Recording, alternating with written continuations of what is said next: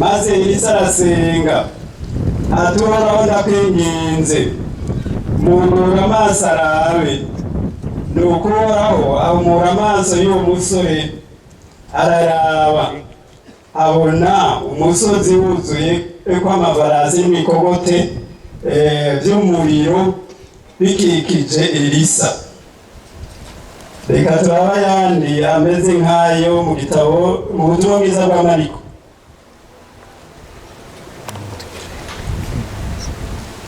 Ubutumwa bwiza bwa Mariko mu gice cya 8. Ituza guteba cyane naho mubona imirongo myinshi. Yesu ahumura impumyi. Mariko 8:22.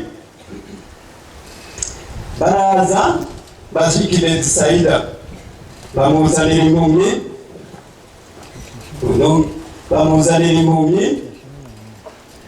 baramwinginga. Muri iyi minsi nariyumviye kuri iri jambo ryo kuraba.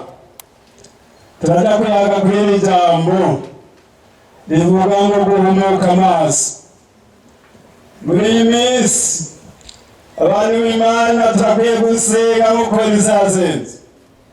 Mana subira ku maso nihweze ibiri mu gitabo cyawe. Mana subira ku maso nihweze menye ibyizigizwe by'abatwigirije. Hari igihe Pawulo yabasengera abanyefeso muranizi ryasengesha arasenga ndabona asenga abanyefeso ngo amaso y'imitima yabo yihweze. Tubikizwa Imana bigiye yarabikoze ku maso, iradukora ku maso nk'uko kw'impumyi. Ega tuba turwaye abantu bose bari mu mwiza bataramurikirwa n'iri jambo ry'Imana. Twarumvise ijambo kwa Mungu. Umukozi w'Imana yavuze ati nta muntu w'ikijuju abaho mw'isi. Murumva abanyamiseri, nta muntu w'ikijuju abaho mw'isi nk'utaramurikirwa n'ijambo ry'Imana. By'ukuri umuntu aba mw'isi agenda atsitagurika nk'impumyi. Niko biri. Murabona igituma mvuze amajambo nariyumviye muri minsi ninjiye muri bisi. Umuntu wese acatangura kuraba telefone yiwe. Murabibona aho simbuze no mu bihana hariya twicara mu masari wacu.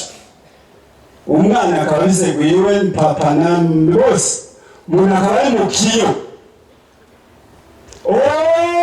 Yesu kwegesha amaso yacu asubira arabe mu gitabo. Haleluya. Imana idutabare muri iyi myaka dusubire turabe muri iki gitabo. Ndibaza iki gitabo iki dusubire tugikunde, dusubire tugisesangure. Nta handi ntabona ubwenge nta bindi bintu tworaba doza bishinze biri muri iki gitabo. Uriya muntu yari kumwe na Elisa yaraba ibishobora kuboneshwa n'amaso.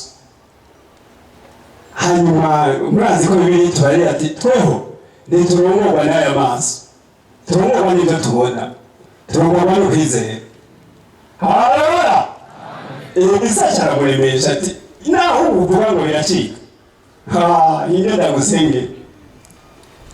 ndagusenge. Haleluya. Acaramuzengero. Yo yasanze bakikujwe n'umuriro. Ingabo nyinshi. Bakundwa ba Yesu, dusubire dusenga Imana. Mana nkora ku maso dusubire nihweze neza. Simbona ibintu bigendagenda n'ibiti kandi abantu arikora ku maso irasubira iraraba neza. Isisha ikirabona. Mana muri mwijuru natwe tudaseze muri kano kanya kugira ngo dukore ku maso dusubire tumenye ibyo twizigizwa muri iyi myaka, ibyo waduhamagariye, ibyo ugomba kutugenderamo. n'ijambo ry'Imana rikadusenga. Mana ndagushimiye, dukore ku maso,